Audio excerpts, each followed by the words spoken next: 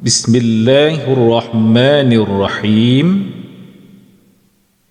Allahumma aftah alaina hikmataka wanshur alaina min khazaini rahmatika ya arhamar rahimin.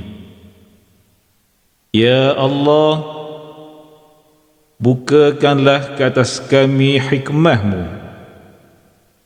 dan limpahilah ke atas kami khazanah rahmatmu. Wahai Tuhan yang maha pemurah lagi maha penyayang. Amin ya rabbal alamin. Bismillahirrahmanirrahim. Assalamualaikum warahmatullahi wabarakatuh dan selamat sejahtera kepada semua murid tahun 5. Jadi untuk hari ini kita akan sambungkan kelas kita, iaitu kelas pendidikan kesihatan tahun 5. Dan untuk hari ini, sebelum kita mulakan kelas kita, cikgu harap kamu bersedia dengan buku teks pendidikan jasmani dan kesihatan dan terus buka muka surat 80. Baik, muka surat 80.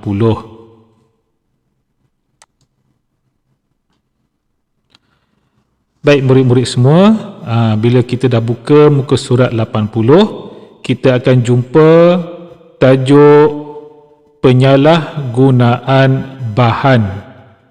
Penyalahgunaan bahan. Bahan apa yang disalahguna ni? Okey, jadi untuk tajuk hari ini kita belajar berkenaan penyalahgunaan bahan, iaitu bahan inhalan. Bahan inhalan. Apa yang dikatakan sebagai bahan inhalan ni? Okey, kita bincang sama-sama dalam tajuk ni. Kita akan belajar apa itu bahan inhalan dan apa kesannya pada manusia. Baik. Terus kita tengok muka surat 80 tadi. Okey, kita baca sama-sama dan kita fahami sama-sama. Baik, sedia. B. Penyalahgunaan bahan. Penyalahgunaan bahan, iaitu bahan inhalan. Bahan inhalan. Okey, kita baca sama-sama. Zamri dan Ahkau sedang membaca risalah tentang penyalahgunaan bahan inhalan. Mereka ingin mengetahui contoh bahan inhalan dan kesan penyalahgunaannya dalam kalangan remaja. Ini dia. Okey, jadi tajuk ni kita akan kenal apa dia bahan inhalan dan apa penyalahgunaannya di dalam kalangan remaja dan kesannya pada manusia. Baik, kita baca sama-sama. Bahan inhalan, ini kita nak tahu lah bahan inhalan tu apa. Baik, bahan inhalan mengandungi bahan kimia yang boleh disedut menerusi pernafasan dan menyebabkan kesan psikoaktif, seperti kecelaruan minda dan memusnahkan sel otak. Bahayanya musnah sel otak. Okey, jadi bahan inhalan ni memberi kesan yang bahaya jika disalahgunakan. Okey, kita terus. Baik, di sini cikgu paparkan antara contoh bahan gunaan kita yang ada bahan inhalan. Okey, baik, contoh bahan inhalan. Okey, contoh bahan inhalan yang pertama, bahan inhalan dia ada dalam pencair cat. Pencair cat. Ni dia, pencair cat banyak digunakan bila kita nak gunakan cat, kita masukkan bahan inhalan tu dalam cat yang kita nak cairkan. Bila kan cat kan biasa pekat kan, kita nak kurangkan kepekatan dia tu, kita campurkan dengan pencair cat. Dalam pencair cat ada bahan inhalan. Baik, seterusnya dalam gam. Ini gam. Gam pipe. Bukan gam kertas yang kita guna dalam kelas tu, tak ada. Yang ni gam pipe, gam yang kuat-kuat. Contoh gam untuk gam kasut, gam pipe. Salah satunya ialah gam pipe lah. Ada bahan inhalan. Seterusnya, gam kasut. Ni cikgu baru sebut tadi kan. Gam kasut pun ada bahan inhalan. Okey, baik. Seterusnya, penanggal cat. Penanggal cat. Ni ya, penanggal cat. Kita nak cuci tangan, contoh tangan yang terkena cat, kita kena gunakan penanggal cat. Dalam penanggal cat ni ada bahan inhalan. Okey, seterusnya cecair pemadam.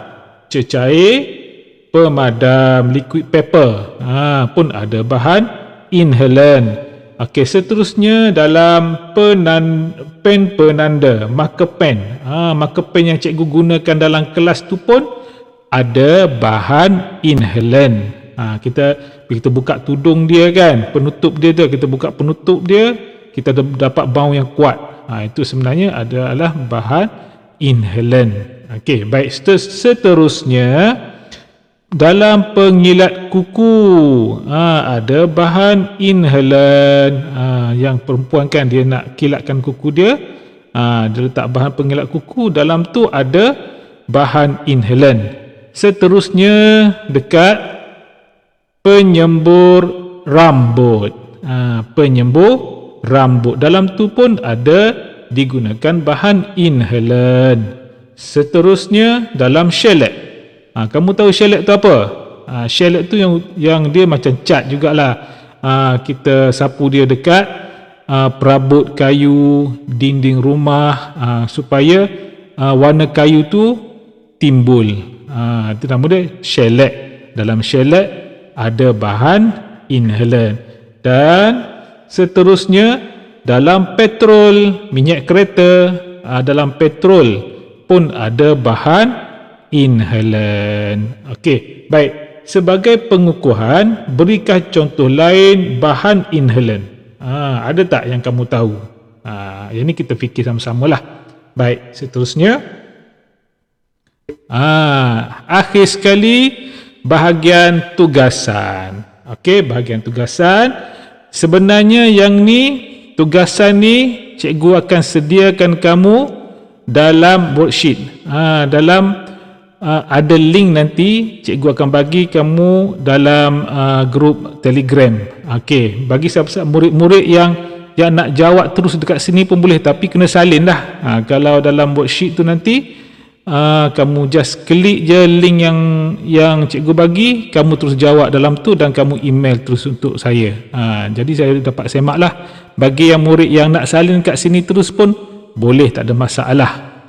Okey, baik. Ini bahagian tugasannya. Jadi setakat ini dulu kelas kita untuk hari ini, dan cikgu harap kamu dapat tonton daripada awal tadi sampai habis dan fahami betul-betul apa yang kita belajar tadi. Jadi akhir sekali cikgu ucapkan wabillahi taufiq wa hidayah. Wassalamualaikum warahmatullahi wabarakatuh, dan jumpa lagi.